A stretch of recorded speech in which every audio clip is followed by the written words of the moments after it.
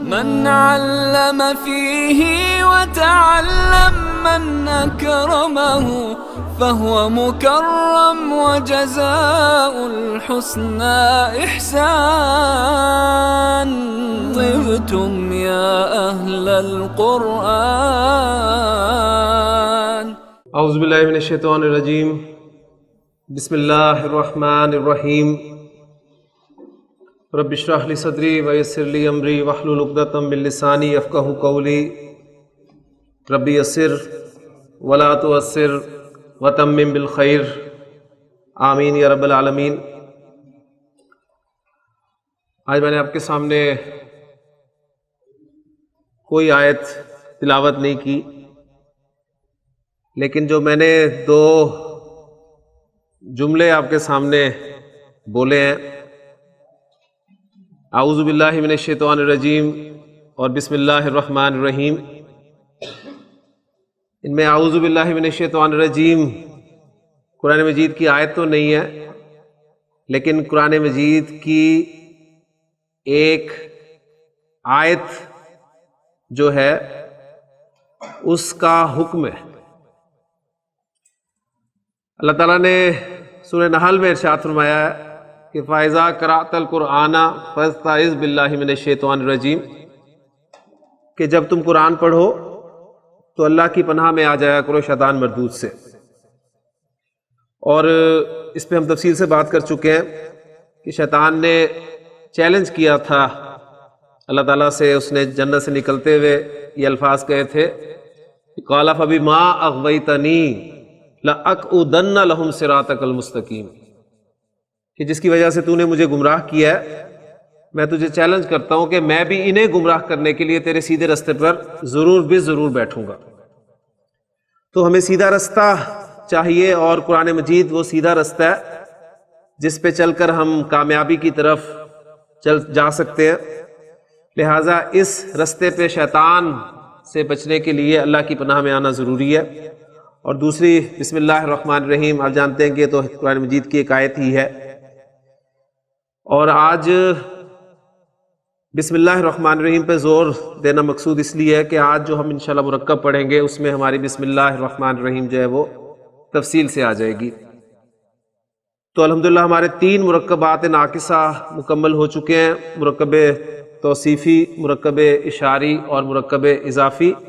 آج ہم اپنا چوتھا اور آخری مرکب ناقص جو ہے وہ شروع کرتے ہیں. عربی زبان میں کچھ حروف ایسے ہیں جو اسم سے پہلے آتے ہیں اور اسم کو حالت جر میں لے جاتے ہیں. کچھ حروف ایسے ہیں، آپ نے غور کرنا ہے کن کی بات ہو رہی ہے، حروف کی بات ہو رہی ہے. تو آج ہم پہلی مرتبہ حروف پڑھنے لگے ہیں. جو کلمہ کی 3 اقسام ہیں، اسم، فعل اور حرف، اس میں باقاعدہ ہم نے اسم شروع کر لیا تھا اور اسم ہمارا چل رہا ہے، لیکن اسم کے درمیان میں ہم نے کچھ حروف جو ہیں وہ آج شروع کیے ہیں. تو حروف ہم اسی طرح بیچ بیچ میں پڑھیں گے اور انشاءاللہ تعالیٰ پھر فعل کو باقاعدہ شروع کریں گے انشاءاللہ تعالیٰ. تو میں عرض کر رہا تھا کہ عربی زبان میں کچھ حروف ایسے ہیں جو اسم سے پہلے آتے ہیں. 2 باتیں آپ کے سامنے آ گئی، ایک حروف اور دوسرے اسم سے پہلے آنا، یعنی یہ فعل سے پہلے نہیں آئیں گے، اسم سے پہلے آئیں گے، اور ان حروف کی وجہ سے اسم حالت جر میں چلا جائے گا اور اسم ہی حالت جر میں جاتا ہے. یہ بھی آپ کو پتا ہے اسم کی 3 اعرابی حالتیں ہوتی ہیں، حالت رفع، حالت نصب اور حالت جر. تو عربی زبان میں آپ کو کچھ حروف ایسے ملیں گے جو اسم سے پہلے آ کر اسے حالت جر میں لے جائیں گے. ان حروف کو حروف جارہ کہتے ہیں. حروف جارہ یعنی جر دینے والے حروف. ان حروف جارہ کی وجہ سے جو اسم حالت جر میں چلا جاتا ہے اس اسم کو مجرور کہا جاتا ہے. مجرور، جیسے مجبور، مظلوم وغیرہ وغیرہ. تو مجرور وہ اسم ہے جو حالت جر میں ہو. حروف جارہ اور مجرور جب دونوں ملتے ہیں تو ہمارا چوتھا اور آخری مرکب ناقص بن جاتا ہے مرکب جاری.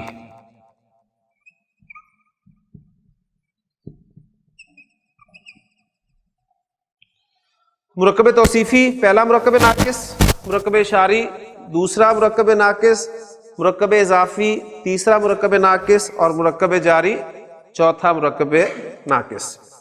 مرکب جاری کسے کہتے ہیں دانش؟ حروف جارہ اور مجرور کے ملنے سے جو مرکب بنتا ہے وہ مرکب جاری کہلاتا ہے. بالکل اس طرح جس طرح موصوف اور صفت کے ملنے سے مرکب توصیفی بنتا ہے، اشارہ اور مشار الیہ کے ملنے سے مرکب اشاری بنتا ہے، مضاف اور مضاف الیہ کے ملنے سے مرکب اضافی بنتا ہے. تو حروف جارہ اور مجرور ان دونوں کے ملنے سے جو مرکب ناقص بنے گا وہ مرکب جاری کہلائے گا. یا آپ اس کو ایسے بھی کہہ سکتے ہیں کہ ایسا مرکب ناقص جس میں حروف جارہ استعمال ہو. بالکل اسی طرح جس طرح ہم نے مرکب اشاری کی ڈیفینیشن ایسی کی تھی کہ ایسا مرکب ناقص جس میں اسماء اشارہ استعمال ہو اسے مرکب اشاری کہتے ہیں. تو آپ اسی بیس پہ یہ ڈیفینیشن بھی اس کی کر سکتے ہیں کہ ایسا مرکب ناقص، یہ پھر بات ہو رہی ہے مرکب ناقص کی جس میں حروف جارہ استعمال ہو. اب جس طرح مرکب اشاری میں جب ہم نے کہا تھا کہ ایسا مرکب ناقص جس میں اسماء اشارہ استعمال ہو، تو ہم نے پھر اسماء اشارہ کو تفصیل سے پڑھا تھا کہ اسماء اشارہ ہیں کون کون سے اور کس کس معنی کے لیے وہ استعمال ہوتے ہیں. اب اس مرکب جاری میں ہمارے حروف جارہ آگے ہیں، لہٰذا اب ہم حروف جارہ کے بارے میں پڑھیں گے کہ عربی زبان میں کون کون سے حروف جارہ ہیں اور وہ کن کن معنی میں استعمال ہوتے ہیں. تو آپ کو میں بتاتا چلوں کہ عربی زبان میں استعمال ہونے والے حروف جارہ کی کل تعداد 17 ہے. عربی زبان میں 17 حروف جارہ ہیں، لیکن 17 آپ سنتے ہی ڈر گئے ہوں گے کہ 17 اب 17 یعنی 17 دن شاید ہمیں لگے، لیکن ایسی بات نہیں ہے. ہم نے 17 حروف نہیں پڑھنے، ہم نے قرآن مجید میں جو کثرت سے استعمال ہونے والے حروف ہیں، بلکہ قرآن مجید میں استعمال ہونے والے حروف جو ہے حروف جارہ وہ ہم پڑھیں گے، اور ان کی تعداد 11 ہے. تو ہم نے 11 حروف جارہ پڑھنے انشاءاللہ. اب ایک ایک حرف جر میں آپ کے سامنے انشاءاللہ رکھوں گا، مرکب جاری بنائیں گے، اور جب ہم تمام حروف جارہ پڑھ لیں گے تو پھر ہم دیکھیں گے کہ یہ جو مرکب جاری بنتا ہے اس کا جملے میں، جملہ اسمیہ میں کیا مقام ہے. کیا یہ مبتدا بن کر آ سکتا ہے، کیا یہ خبر بن کر آ سکتا ہے، یا اس کی کوئی اور حیثیت ہوتی ہے. یہ ہم انشاءاللہ بعد میں دیکھیں گے، لیکن سب سے پہلے ہم ایک ایک حرف جر کو تفصیل سے دیکھتے ہیں. ندیم صاحب یہ کیا ہے؟ با. آپ نے اسے بے نہیں کہنا اس لیے کہ آپ عربی پڑھ رہے ہیں، اور عربی میں یہ حرف جو ہے وہ با کہلاتا ہے. ایک با آپ نے حروف الہجا میں پڑھا ہے، ٹھیک ہے، لیکن یہ با جو ہے یہ حرف جر کے طور پہ آ رہا ہے. وہ با الفاظ بنانے میں مدد دیتا ہے، الفاظ میں استعمال ہوتا ہے. یہ جو ہے اسم سے پہلے آئے گا اور اسم کو حالت جر میں لے جائے گا. اب آپ نے جو باتیں یاد رکھنی ہیں وہ 2 باتیں ہیں کہ وہ جو حرف آپ کے سامنے حرف جر لکھا جا رہا ہے وہ کون سا ہے، اس کو کیسے لکھا جانا ہے، اس پہ حرکت کون سی آنی ہے. ایک بات یہ، اور دوسری بات یہ کہ وہ کن معنی میں استعمال ہو. تو با آپ کا پہلا حرف ہے اور اس پہ زیر آپ کو ملے گی. ابھی بھی آپ اس کو حرف جر با ہی کہیں گے، یہ نہ ہو کہ اب آپ اسے کہیں جی یہ تو بی ہے. یہ حرف جر با ہے اور اس پہ زیر آتی ہے. ایک بات ہوگی. دوسری بات یہ کن معنی میں استعمال ہوتا ہے. تو با جو ہے یہ اردو میں جو لفظ آپ استعمال کرتے ہیں کے ساتھ، عام طور پر ان معنی میں استعمال ہوتا ہے. انگریزی میں آپ اسے ود کا مفہوم دے سکتے ہیں.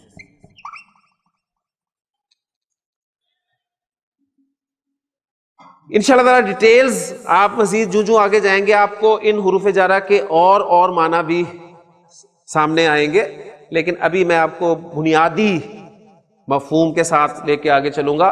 تو پہلا حرف آپ کے سامنے آ گیا با زیر کے ساتھ، اور یہ ود یا کے ساتھ کے معنی میں استعمال ہوتا ہے. حرف جر ہے، اس کے بعد مجرور ہوگا. ایگزامپل آپ کے سامنے میں لکھتا ہوں، مثلا میں کہتا ہوں القلم. القلم قلم، میں کہنا چاہتا ہوں قلم کے ساتھ. تو اس کے شروع میں حرف جر با لگاؤں گا. حرف جر با لگا, یہ حمزہ حمزۃ الوصل تھا. حمزۃ الوصل کیا ہوتا ہے؟ جب پیچھے سے ملا کر پڑھا جاتا ہے تو وہ الف کی صورت میں لکھا رہ جاتا ہے, پڑھنے میں نہیں آتا. اور جو حرف جر کے بعد اسم ہوگا وہ حالت جر میں چلا جائے گا, اور یہ آپ کا بن گیا بالقلم, قلم کے ساتھ. الذی علم بالقلم,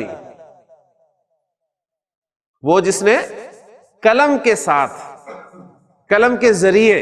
اب دیکھیں قلم کے ساتھ مراد قلم کے ذریعے, تو کے ساتھ بجائے اب آپ دیکھیں اسے کے ذریعے کے ساتھ ترجمہ بھی آپ کے سامنے آ جائے گا, جس نے قلم کے ذریعے سے تعلیم دی. جی ارسلان, میں کہنا چاہتا ہوں حق کے ساتھ. کنسٹرکشن آ گئی جی میرے سامنے, بالحق کی. تو اب یہ کنسٹرکشن میں نے بغیر کلر کے آپ کے سامنے لکھی ہے. آپ کو پتا ہونا چاہیے کہ یہ با حرف جر ہے, اور یہ جو الحق ہے یہ جر میں ہے اس با کی وجہ سے, اور معنی جو آ رہے ہیں وہ ود کے معنی حق کے ساتھ. جی عرفان, میں کہنا چاہتا ہوں صبر کے ساتھ, بالصبر, صبر کے ساتھ. میں کہنا چاہتا ہوں گلزار صاحب نماز کے ساتھ, بالصلاۃ,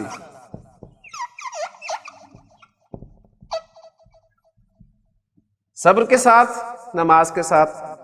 اب میں کہنا چاہتا ہوں صبر اور نماز کے ساتھ. صبر اور نماز, اس کو بریکٹ کر لیا, اور کے ساتھ ایک دفعہ با لگ گیا تو آپ کو پتا ہے بریکٹ سے باہر جو کچھ ہوتا ہے وہ سب کے ساتھ ملٹیپلائی ہوتا ہے. ٹھیک ہے, تو یہ کیا بن گیا؟ بالصبر والصلاۃ, صبر اور نماز کے ساتھ, صبر اور نماز کے ذریعے. بڑے خوبصورت الفاظ ہے قرآن مجید میں. اللہ تعالیٰ نے ہمیں ہدایت دی ہے کہ یا ایھا الذین آمنو, اے ایمان والو, استعینوا, مدد حاصل کرو, بالصبر والصلاۃ, صبر اور نماز کے ذریعے سے. آپ دیکھیں کہ طارق صاحب, ہمیں جب بھی کوئی مصیبت پڑتی ہے, ہم پہ کوئی بھی مصیبت پڑتی ہے, تو یہ دو چیزیں وہ چیزیں ہیں جو سب سے پہلے ہم سے جاتی ہیں. پہلی بات صبر نہیں ہوتا, ہم بے صبرے ہو جاتے ہیں, اور اچھے والے نماز پڑھ رہے ہوتے ہیں آگے پیچھے, لیکن ٹینشن میں نماز بھی بھول جاتے ہیں. اللہ تعالیٰ کا حکم یہ ہے کہ اے ایمان والو, صبر اور نماز کے ذریعے سے مدد حاصل کرو. مدد اللہ سے حاصل کرنی ہے, لیکن ذریعہ کیا بنانا ہے؟ صبر اور نماز. اللہ تعالیٰ عمل کرنے کی توفیق عطا فرمائے. مرکب پہچانیے دانش.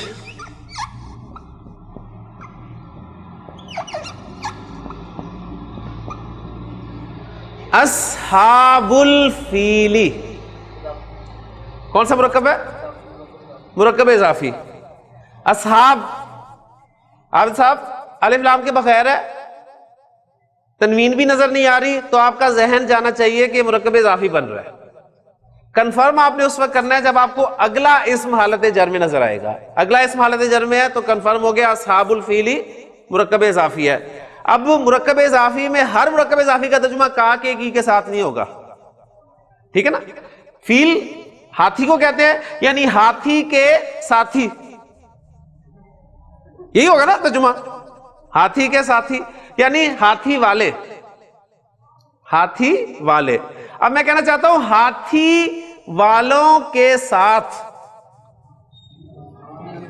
جی باہر میں جر لگا دوں گا. اصحابو مضاف ہے, اس پہ ہی اثر ہونا ہے اس کا, یہ جر میں چلا جائے گا, اور الفیل تو مضاف الیہ ہے, وہ تو پہلے ہی حالت جر میں ہے, تو بھی اصحاب الفیلی, ہاتھی یہ حمزہ اصلی ہے، اصحاب یہ الف لام والا حمزہ،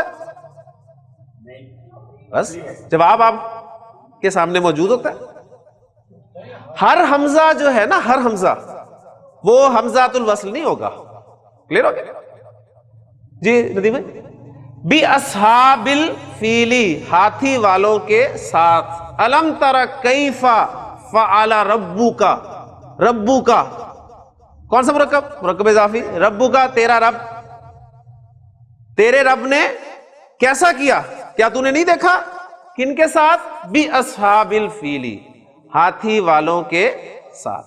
اچھا جی، اب آپ سے کوئی پوچھتا ہے حبیب صاحب کہ جی بڑی عربی پڑھ رہے ہیں، ذرا بتائیں تو صحیح کہ یہ بی اصحاب الفیل میں یہ اصحاب جو ہے یہ کس اعرابی حالت میں ہے؟ تو آپ کیا جواب دیں گے؟ جر میں۔ اور الفیل کس اعرابی حالت میں ہے؟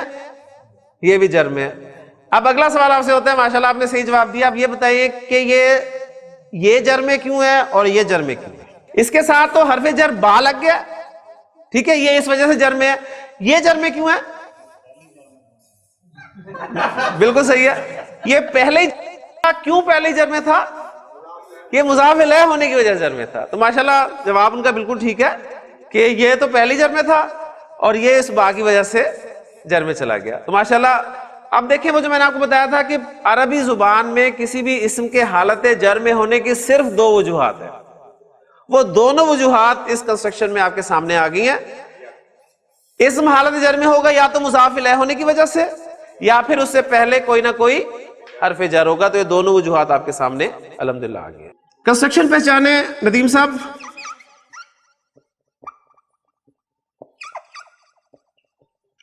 اسم اللہ، مرکب اضافی، پہلا اسم الف لام کے بغیر، ہلکے اعراب کے ساتھ، تنوین کے بغیر۔ آپ کو شک ہوا کہ مرکب اضافی بن رہا ہے، کنفرم آپ نے کرنا ہے اگلے اسم کو دیکھ کے کہ وہ حالت جر میں ہے۔ تو اسم اللہ ترجمہ کیا ہوگا؟ اللہ کا نام، اللہ کا نام۔ اب میں کہنا چاہتا ہوں اللہ کے نام کے ساتھ، تو اسم کے بارے میں آپ کو پہلے بتا چکا ہوں کہ اسم کا حمزہ حمزۃ الوصل ہے، ٹھیک ہے نا؟ اسم کا حمزہ حمزۃ الوصل ہے، لہذا جب اسے پیچھے سے ملا کر پڑھیں گے تو یہ پڑھا نہیں جائے گا اور اسم مضاف جو ہے وہ حالت جر میں چلا جائے گا اور کنسٹرکشن آپ کے سامنے آ جائے گی بسم اللہ، اللہ کے نام کے ساتھ۔ اور بسم اللہ لکھنے کا اپنا ایک رسم الخط ہے، اس کو آپ نوٹ کر رہے ہیں۔ آپ کو کبھی بھی کہیں بھی بسم اللہ ایسے لکھی نظر نہیں آئے گی، بلکہ آپ کو بسم اللہ کیسے لکھی نظر آئے گی؟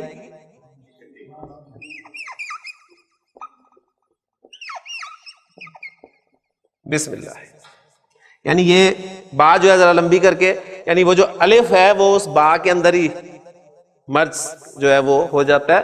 تو بسم اللہ، اللہ کے نام کے ساتھ۔ جی مدثر بھائی، اسم حالت جر میں کیوں ہے؟ کیونکہ اس کے ساتھ با لگا ہوا ہے۔ اور اسم اللہ جو ہے یہ حالت جر میں کیوں ہے؟ مرکب اضافی میں مضاف الیہ حالت جر میں، یعنی مضاف الیہ ہے اس وجہ سے حالت جر میں۔ الحمدللہ آپ کو پتہ چل گیا جی، یہ آپ کا جار ہے۔ اب بسم اللہ شروع کی ہے تو پوری کر لیتے ہیں۔ پوری کیا ہے؟ بسم اللہ الرحمن الرحیم۔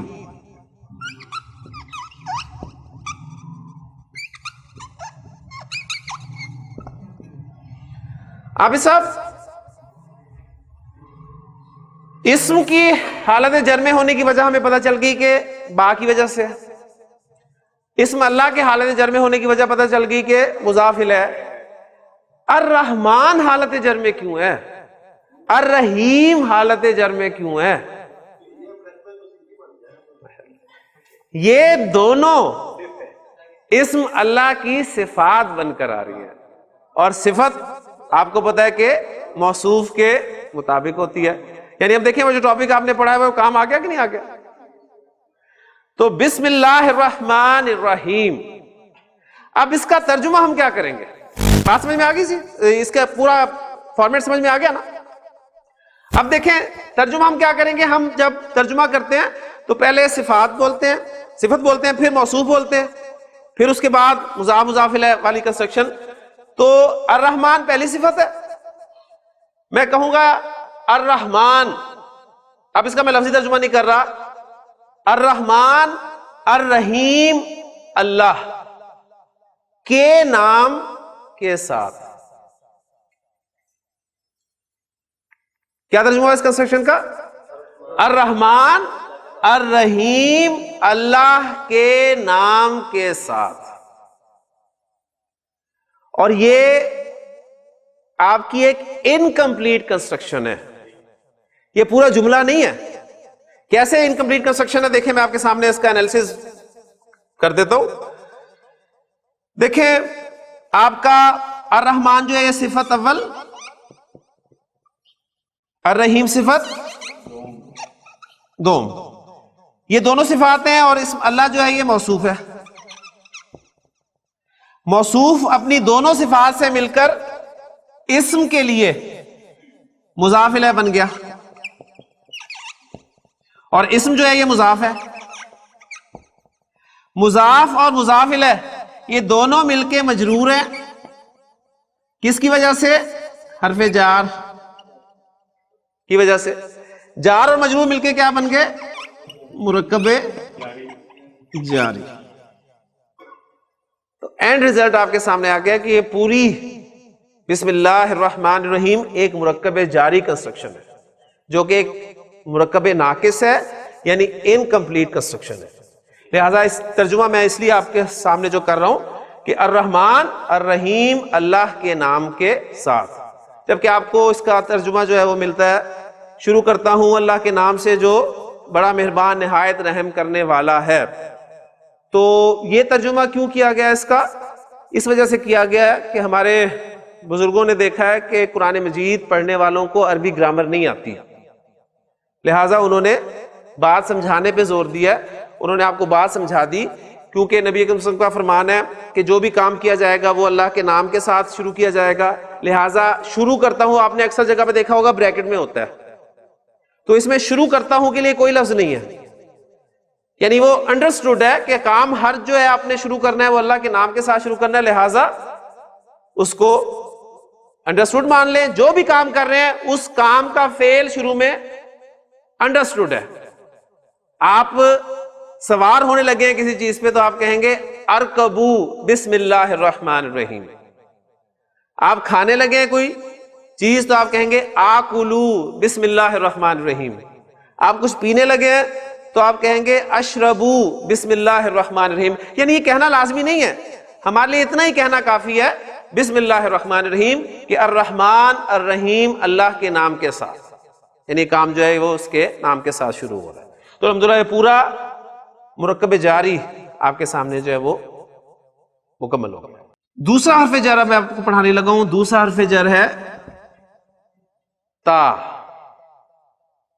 اس پہ حرکت آتی ہے زبر، اور یہ قسم کے لیے استعمال ہوتا ہے.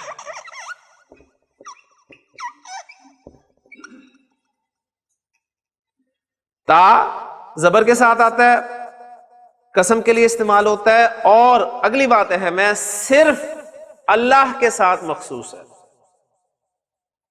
صرف اللہ کے ساتھ مخصوص ہے. لہذا آپ یہی کہہ سکتے ہیں تاللہ، اللہ کی قسم، اور اس کی ایگزامپل آپ کو کوئی نہیں ملے گی. ٹھیک ہے، تاللہ اللہ کی قسم.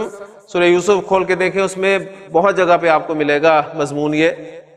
حضرت یوسف علیہ السلام کے بھائیوں نے جب حضرت یوسف علیہ السلام نے اپنے آپ کو ایکسپوز کر دیا ان کے سامنے، تو قالو کہنے لگے تاللہ اللہ کی قسم لقد آثرک اللہ علینا، یقیناً اللہ نے آپ کو ہم پہ ترجیح دی ہے. اسی طرح حضرت یعقوب علیہ السلام کے بھی الفاظ تاللہ، اور پوری سورہ یوسف میں آپ کو کثرت سے جو ہے وہ تاللہ کا لفظ ملے گا. حضرت ابراہیم کے الفاظ بھی وہی ہیں جو انہوں نے کہتے ہیں کہ تاللہ لأکیدن اصنامکم، اللہ کی قسم میں تمہارے بتوں کے خلاف ضرور کچھ نہ کچھ کروں گا. تو پھر جو انہوں نے کیا تھا اس کا کل حال ہم نے جو ہے وہ دیکھ لیا تھا. تو اس حرف پر مزید ظاہر بات ہے پریکٹس کرنے کی ضرورت نہیں، کیونکہ یہ اللہ کے ساتھ مخصوص ہے، تو اس کی ایک ہی ایگزامپل آپ کو ملے گی، دوسری کوئی ایگزامپل نہیں ملے گی. تیسرا حرف ہے واو. واو یہ زبر کے ساتھ استعمال ہوتا ہے. ایک واو آپ نے پڑھا ہے اور کے معنی میں، ابھی آیا تھا نا الصبر والصلاۃ، صبر اور نماز. اور ٹھیک ہے، زید و حامد، زید اور حامد. وہ واو اور کے معنی میں ہے. یہ واو حرف جر ہے، یہ واو حرف جر ہے. یہ بھی قسم کے لیے استعمال ہوتا ہے لیکن عام ہے. ٹھیک ہے، قسم کے لیے استعمال ہوتا ہے لیکن عام ہے، یعنی اللہ کے ساتھ بھی آپ اسے استعمال کر سکتے ہیں اور اللہ نے دوسرے اسماء کے ساتھ بھی اس کو استعمال کیا ہے. ہم استعمال نہیں کر سکتے اس کو، لیکن اللہ نے اپنے کلام میں اس حرف جر کو دوسرے اسماء کے ساتھ استعمال کیا ہے. اللہ کے ساتھ ہم استعمال کرتے ہیں تو کنسٹرکشن آپ کے سامنے بن جائے گی. جی حبیب صاحب کیا بنی؟ واللہ.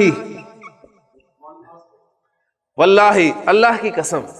ہم اکثر بولتے بھی ہیں واللہ، ٹھیک ہے، واللہ میں سچا ہوں، یعنی اللہ کی قسم میں سچا ہوں. تو واللہ اللہ کی قسم. اور ہم نے قسم کھانی ہے تو ظاہر بات ہے اللہ کی کھانی ہے، کیونکہ قسم کھائی جاتی ہے عظیم ہستی کی، اور اللہ کی ہی قسم کھانی چاہیے. اور یہ جو ہم ایک دوسرے کی قسمیں کھاتے رہتے ہیں اکثر، یہ مناسب نہیں ہے. تو قسم کھانی ہے تو صرف اللہ کی قسم کھانی ہے. اچھا، اب اللہ نے قرآن مجید میں مختلف اسماء کی قسمیں کھائی ہیں. مثلا ایک آواز مجھے آئی والعصر،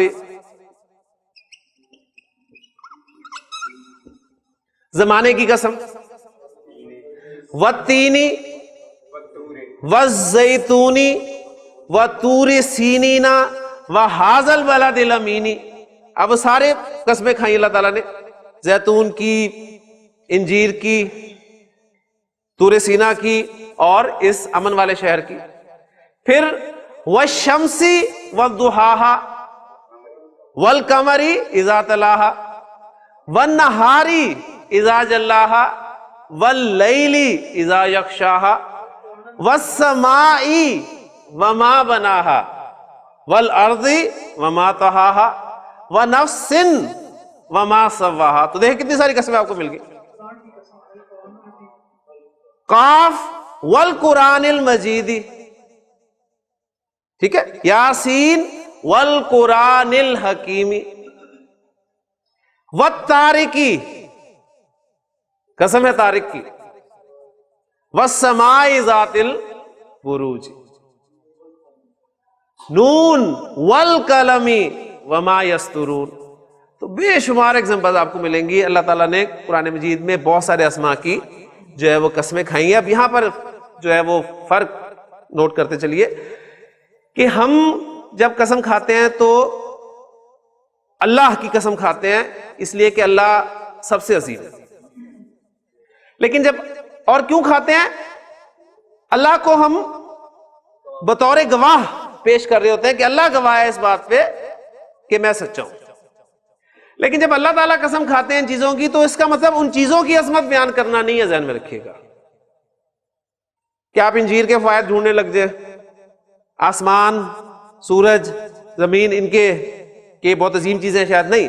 اصل میں اللہ تعالیٰ نے ان کی جو قسمیں کھائی ہیں وہ صرف ان چیزوں کو گواہ بنا کر استعمال کیا ہے کہ والعصر، زمانہ گواہ ہے، ان الانسان لفی خسر، کہ تمام انسان خسارے میں ہے.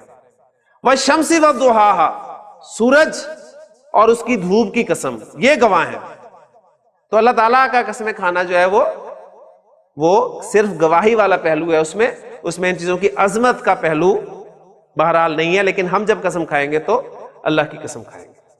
کلیئر ہو گیا جی؟ تو الحمدللہ تیسرا حرف جو ہے ہمارا واو، اس واو کو واو قسمیہ کہتے ہیں. ذہن میں رکھیے گا، واو قسمیہ. وہ جو واو اور کے معنی میں تھا اس کا نام ہم نے رکھا تھا نا واو عاطفہ، اسے ہم کہتے ہیں نا عاطفہ، عطف اور کے معنی میں ہے، وہ واو عاطفہ ہے، یہ واو قسمیہ ہے. چوتھا حرف ہے کاف. کاف اس پہ حرکت آتی ہے زبر، اور یہ حرف تشبیہ کے لیے استعمال ہوتا ہے.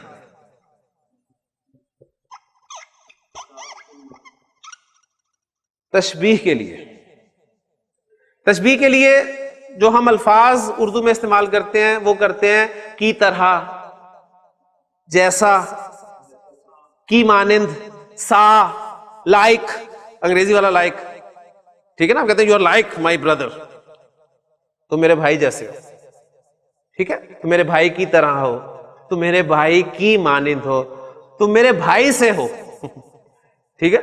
تو یہ تشبیہ کے لیے کافی استعمال ہوتا ہے. مثلا آپ کہتے ہیں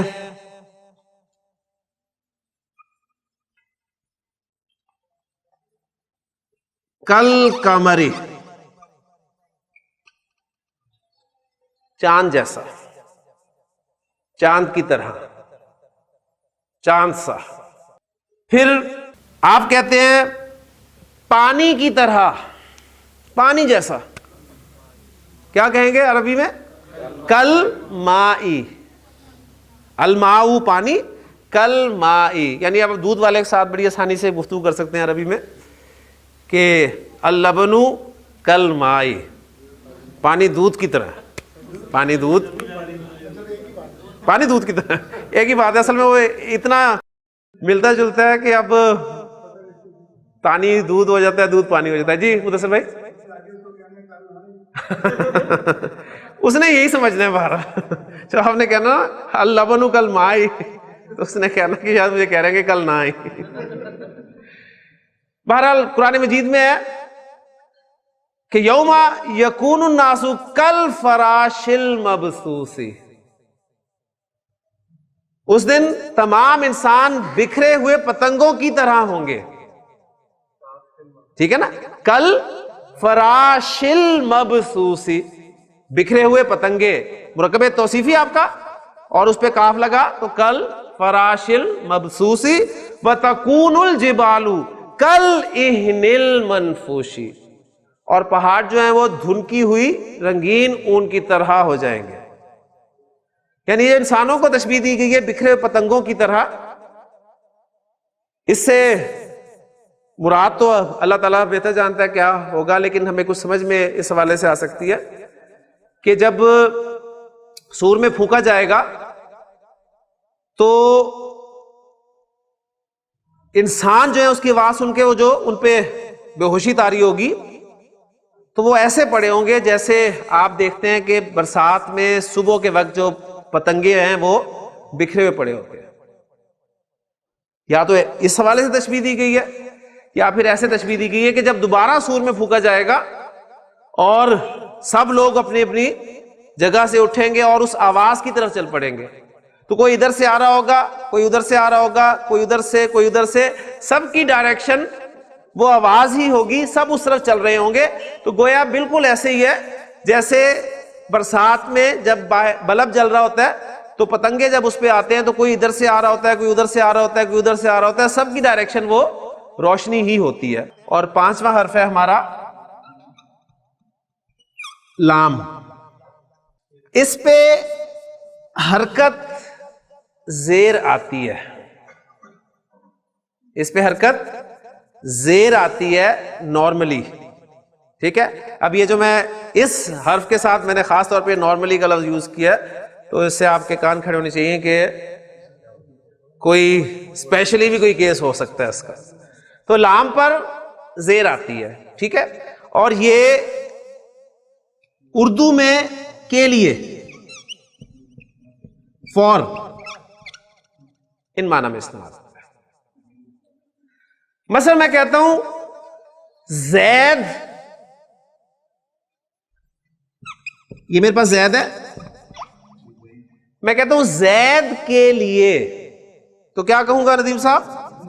لی زیدن، لی زیدن، زید کے لیے. زیدن تھا نا، زیدن، جی، تو لام لگا اس سے پہلے تو لی زیدن ہو گیا، زید کے لیے. میں کہتا ہوں، یعنی میں بات کرتا ہوں جی یہ قلم زید کے لیے ہے، ٹھیک ہو گیا نا؟ پورا آپ کا جملہ دیکھیں بن رہا ہے، اور آپ اسے انگریزی میں بھی اس طرح استعمال کریں کہ دس پین از فار زید، تو فار زید، زید کے لیے، لی زیدن۔ اسی طرح میں کہنا چاہتا ہوں ولد کسی لڑکے کے لیے، تو کیا ترجمہ ہوگا شاید صاحب؟ لی ولدن۔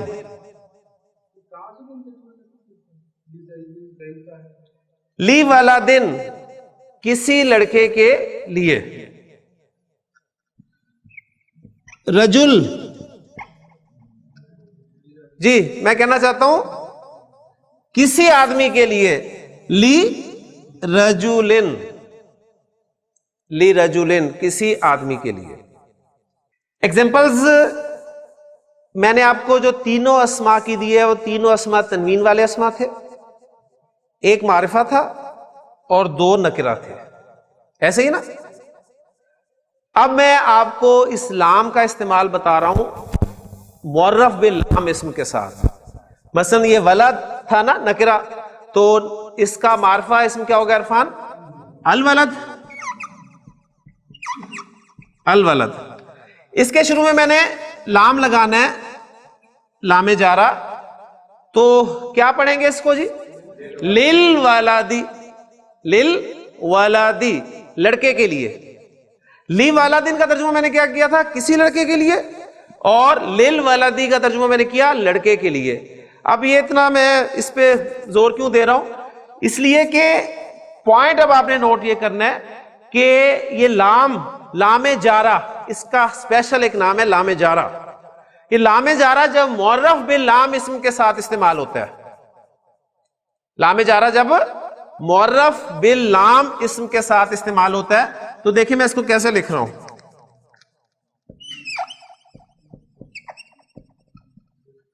پڑھا آپ نے یہی تھا نا للولدی، پڑھا یہ تھا، لیکن آپ دیکھیں وہ حمزۃ الوصل پڑھنے میں تو نہیں آ رہا، لیکن یہ لام جارہ کا ایک خاص سٹائل ہے کہ جب یہ الف لام والے اسم کے ساتھ آتا ہے تو وہ حمزۃ الوصل لکھنے سے بھی چلا جاتا ہے۔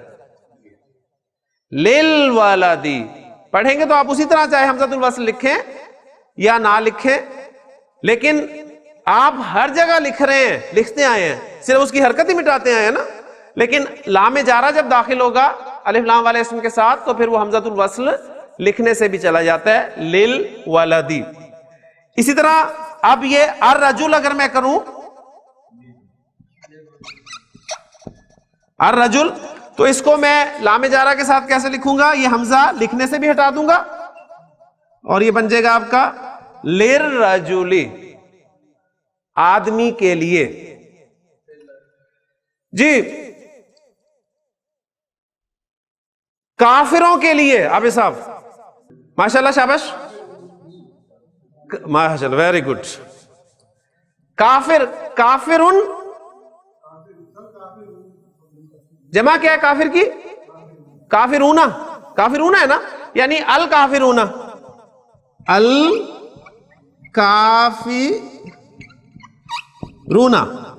جی لام داخل کرنا ہے تو یہ حمزۃ الوصل لکھنے میں بھی نہیں آئے گا، للکافرونی۔